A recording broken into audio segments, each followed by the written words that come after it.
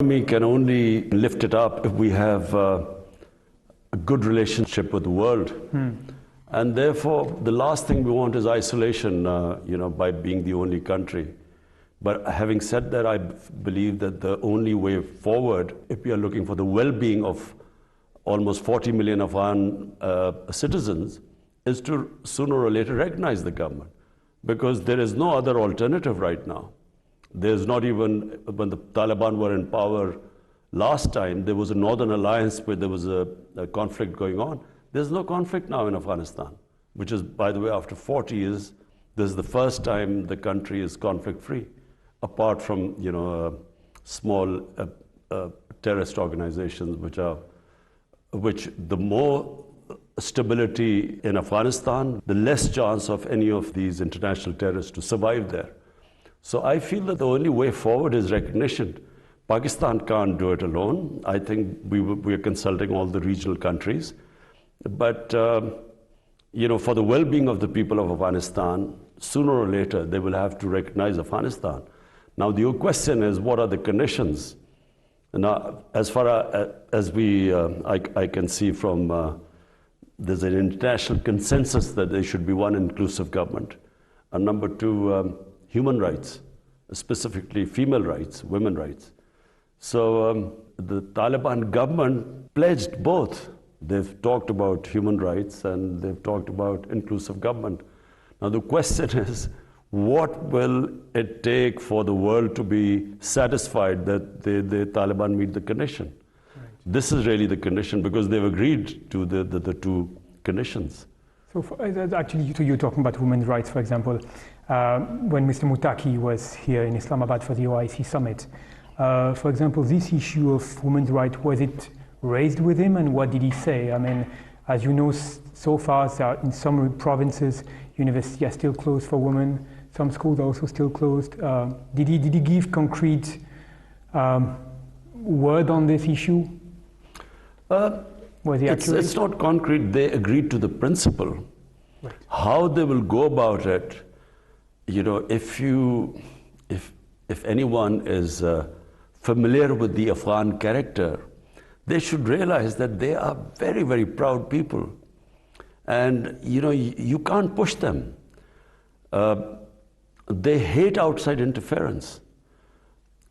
In 2001, Pakistan was one of the 3 countries that recognized Afghanistan. Yet when Pakistan tried to tell the Taliban, to hand over Osama bin Laden to the Americans, they point blank refused. So there's a limit to, what outside interference or pressure can do to a government, specifically a government which is fiercely independent like the Taliban. So just a caution that if anyone thinks that, you can force them, force the pace of what they believe is an inclusive government and human rights, well, it's not going to happen. And we should not expect, what we expect women's rights, according to what the people of Afghanistan think and what are Western women's rights. There's a big gulf between the two, and that's not going to happen. Western-style women's rights, if that is an expectation in Afghanistan, will not happen. But, they've agreed that girls should be allowed to study. So that's, there's no, at least that one point they have, when they came here, they agreed. Right. They said, we are just taking our time, we are seeing the right conditions, but they've agreed to that. Right. As far as the security concerns I'd like to know a bit more about the security concerns you have coming from Afghanistan. More precisely, you know that the Tehrik-e-Taliban Pakistan has bases in eastern Afghanistan, especially Loya Paktia. There are also the possibility that some Baluch insurgent groups could be also active from Afghanistan. They've carried out a couple of attacks against Pakistan recently. Are these some of your most pressing concerns that you have at the moment? 2 concerns. Number one are the refugees. Pakistan already has over 3 million Afghan refugees. And the worry is if things deteriorate in Afghanistan, if this humanitarian crisis gets worse, then there will be a bigger flow of refugees into the country. Already, we have almost, since the fall of Kabul, we have almost 240,000 Afghans who've come into Pakistan. So number one, I mean, you know, the country just cannot take more refugees. We don't have the resources. And secondly, before the fall of Kabul, 3 groups operated from Afghanistan. Number one was the TTP, Pakistan Taliban. Number 2 was Baloch terrorists. And number 3 was ISIL. So our belief is that the more stable the Afghan government gets, the less chance of these groups to operate from there. Right. So therefore we have reasons, but probably Pakistan has the strongest reason for stability in Afghanistan for these reasons: refugees and terrorism. Right. So it means that when the Afghan Taliban are saying that they will not allow their country to be used by terrorist organizations against any other country, do you trust them when they say that? Yes, I trust them. Right. I think anyone who has worked, who dealt with the Afghan Taliban, and I'm talking even of in 2000, one thing you can say is that they used to stick to their word. I mean, when they, you know, when our truckers or people used to go, after the Taliban took over, when they used to go to Afghanistan, previously, after every 50 miles, there was a warlord who used to take money. When Taliban came into power, basically there was complete security everywhere. And when they guaranteed security, you got it. So we believe that they will, because it's in their interest. What Taliban would, or government would want most of all, is to look after their people. And they can only look after them if there's security and trade. Right. So I think, yes, you know, as I said, not only our government, all the neighbors believe that stability in Afghanistan is extremely important. For Central Asian republics, Afghanistan, from Pakistan and Central Asian republics' point of view, it connects Pakistan. Through Afghanistan, we get connected to Central Asia, and they get connected to the Indian Ocean, where they can take the goods out. So all of us are interested in stability there. Right. So when the UN points out that the Taliban still have connections with Al-Qaeda and other foreign jihadist organizations, you think these concerns are not justified? Well, you see, the Taliban will suffer if there's, right, you know, if there's terrorism from Taliban soil, international terrorism, right, then they are going to suffer. So it's in their interest, right, to stop the international terrorism. Right. Okay. Let's talk about France a bit. Can you tell me about how do you see the trajectory of the French-Pakistan relation for this year and the years to come? How would you like to boost the bilateral relationship? I think France is a very important country for Pakistan. Firstly, I mean, Pakistan has half its exports, almost half, are into the European Union. France is one of the most important countries and a trading partner. So my Pakistan's main interest is to fix our economy, make our country stand on its feet, care about the 220 million Pakistanis. So therefore, my main interest is the economy. And because of that, France is extremely important for us. What are your requirements? What are your plans or ideas to strengthen this bilateral relationship? Do you have any particular ideas in mind that you would like to implement? Well, I mean, you know, because of COVID, there was hardly any international travel or communication. You had virtual meetings everywhere. So, but you know, ideally, I would like to meet President Macron and discuss our bilateral ties. Yes. Right. Have you been able to plan a phone call with him so far? Yes, I've spoken to President Macron twice. Okay. Okay. So when do you think Pakistan will appoint an ambassador in Paris? I think we are in the process of doing so. Right. Okay. Okay. Okay. of course, I would like to talk to you about the bilateral relation between India and Pakistan, which you've mentioned at the beginning of this interview, these big two nuclear powers of South Asia. Would you say, so the abrogation of the autonomy of Jammu and Kashmir was completely unexpected for everyone. Would you say that Pakistan's security concerns vis-à-vis India has increased since then? Yes. It was the 5th August 2019 decision of India to change unilaterally the status of Kashmir. That was the beginning when our relationship just there is no relationship since then, because this is going against the United Nations Security Council resolution.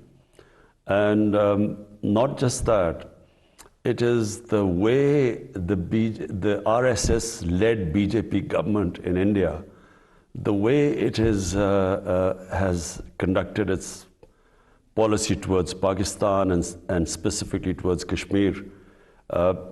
It is, I'm afraid right now, there's a lot of anxiety in our part of the world that we are not dealing with a rational government. We're dealing with a government which ideology is based on hate towards Muslims, towards minorities, specifically towards Pakistan. And it's not a rational government where we can talk to them. Right. So do you have still this concern that India has not accepted the creation of Pakistan? No, I think it's, that they have to accept. The issue is simply that they are, to resolve our difference, the main difference is Kashmir. That's the main difference. And that's why when I came into power, my first step was to extend a hand of friendship to Narendra Modi. And, I know India better than most Pakistanis, so my idea was that we should have a neighborly relationship, and our only difference is Kashmir, and to settle that through dialogue. But the response we have got, I was quite surprised at the response I got from the Indian Prime Minister. And then Pulwama happened, where a young Kashmiri boy blows himself up an Indian convoy, and they blame us for it. And then they bomb Pakistan. And then, of course, we downed one of their planes, and then we returned their pilot, just to tell them that we didn't want any escalation. But it was just their attitude, the attitude of this Modi government. So there is no relationship right now. And at the moment, what should I say? There's just a stalemate. So what do you think can be done? How can Pakistan build friendly relations with India? Is there a first step or anything Pakistan could do to improve this? Yes, we can build a relationship with India, but it has to start from them going back to that step they took on 5th August 2019. They have to, restore the status of Kashmir, because that's a violation of international law. Right. This is the only condition you have. Yes, go back to 5th August 2019, right. And yes, we can talk after that. Otherwise, there will be no negotiation, no behind the door kind of secret negotiation to try to do something. It is the biggest betrayal. To negotiate would be betrayal of people of Kashmir who've suffered so much. 100,000 Kashmiris have died so far in what was their right guaranteed by the international community through the United Nations Security Council resolution, that they would be allowed to decide their own destiny through a plebiscite. And so, denying them that and then using force, 800,000 troops, which have basically kept the people of Kashmir in an open prison. There's no way we can move forward until they restore that status. And indeed, actually, it's very interesting because very regularly I receive the press release from the Ministry of Foreign Affairs that condemns the use of force and torture in Kashmir. But let me ask you something that I have in mind. Pakistan regularly denounces this, and I completely understand. On the other hand, it doesn't talk about the repression of the Muslims in Xinjiang. So my question is, do you think that maybe this lack of consistency could also dent the credibility of the accusation that Pakistan has on India, on what India is doing in Kashmir? Well, let's just first see. The status of Xinjiang is that it is part of China. It's not a dispute. It's recognized as part of China. The status of Kashmir is that this was in 1948 accepted by the international community that it was a disputed territory between Pakistan and India. So number one, the status of Kashmir. Number two, the people of Kashmir were guaranteed that they would, and accepted by India, that through a plebiscite, they would decide whether they wanted to go to Pakistan or India. That plebiscite never took place. Kashmir had a special status in the Indian Constitution. Unilaterally, 2019, India removed that status. So firstly, it is a completely different, it's between Pakistan and India, it's a disputed land. Right. That's why Pakistan speaks about people of Kashmir, because 1/3 of Kashmir is in Pakistan. And there are a lot of Kashmiri refugees from Indian side who are living in Pakistan. So therefore, it is direct concern to Pakistan. Okay. So what happens to Muslims all over the world? They, just from Syria to Libya to Somalia, Iraq, Muslims are going through a lot right now. But my specific concern right now is Kashmir as a disputed territory between Pakistan and India. Right. Okay. So let's finish with the subject of the cooperation between the United States and Pakistan. You've been criticizing a lot the US-Pakistan partnership after 2001. After the US withdrew from Afghanistan, there was this over-the-horizon policy which was announced. How do you see Pakistan's participation in this over-the-horizon strategy envisioned by President Biden? Does it appeal to you? And have you seen some concrete response from you or from the US on this? What can be done exactly? First, just let me just be clear. Pakistan has very good relationship with the US. We've always had good relationship with the US. There were aspects of the relationship which I have always criticized. And the main aspect which I criticized was this war on terror and in Afghanistan. I never thought there would be a military solution in Afghanistan. For a start, there was no clear idea what they had come to do in Afghanistan. Was it nation building? Was it women's rights? Was it human rights? What were they doing there, or bringing in democracy? So because there were never clear aims, no one knew what they were doing in Afghanistan. I don't think the Americans knew what they were doing there. So what was victory in Afghanistan? No one knew that. So I criticized the Afghanistan adventure throughout, saying there was no military solution, whatever they're trying to achieve. Secondly, Pakistan's participation in the US war on terror. I did not want Pakistan to participate in it, only for one reason. In the 80s, Pakistan had helped the US and fight the Soviets in Afghanistan, arming the Mujahideen and calling jihad the jihadis were heroes because they were fighting foreign occupation against the Soviets. We trained them along with CIA. 10 years later, 89, the Soviets leave, and then come 2001, the US arrives in Afghanistan.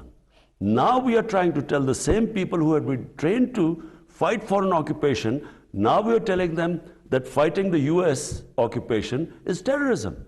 So they turned against us. Okay. My point was we should have stayed neutral. So the Pakistani Taliban turned against us because all the operations against the Soviets took place from the tribal areas, adjoining districts to Afghanistan. They became Pakistan Taliban who turned against us. And secondly, the old Mujahideen groups, they turned against us, like Al-Qaeda. So Pakistan lost 80,000 people. Which ally of the US lost so many people? And yet Pakistan got blamed for the failure in Afghanistan. So I disagreed with that. But apart from that, right now we have shared aim with the US. We want no terrorism from Afghanistan. We are against international terrorism. So is the US. So we have a shared interest. And I hope that US also realizes that they originally came to Afghanistan to fight international terrorism, Al-Qaeda, And now if it goes into chaos, you could end up the same position again. So therefore, we have a shared interest for stability in Afghanistan. Okay, so does that mean that Pakistan will participate in this over-the-horizon policy strategy? It can only happen with the permission of the Taliban government. And if they allow it, then it can happen. But otherwise, last thing we want is another conflict with this now Afghan government. After having lost 80,000 people now, Pakistan cannot afford another conflict. So we will be partners in peace with the US, but not in conflict. Okay. Let me ask you a bit of a personal question, but when I was living in Pakistan at the end of the 2009-2013, Secretary of State Hillary Clinton came to Pakistan for a visit, and she was asked by a student in Lahore that, you Americans, you abandoned us after 89. What are the guarantees that we have that you will not abandon us again? Now, the United States have shifted their priorities away from this region. Do you feel that you've been betrayed again? Frankly, I don't blame the United States. I blame our own leadership. The job of the leadership of this country is to protect the interest of its own people. It's not the job of the United States to protect the interest of Pakistani people. Right. So why did Pakistan allow itself to be used? Clearly, we became part of the US war against the Soviets through Afghanistan, in 80s. But once that was over, a year later, sanctions were slapped on Pakistan. So Pakistan should have learned then. That's why I opposed, Pakistan joining the US war on terror after 2001, because number one, we had trained these mujahideen to fight foreign occupation. Now, how were we going to stop them? And when we joined them, they turned against us.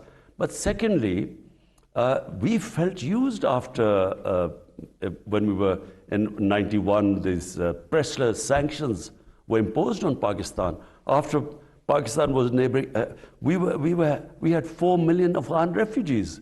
We had Kalashnikovs in us, first time. We had sectarian militant groups left in Pakistan, fallout of the Afghan jihad in the 80s. So now, by joining them, I opposed it. I thought we should stay neutral. But I still remember George Bush's statement saying that we will not abandon Pakistan again. Yeah. And they did. Okay. Last question.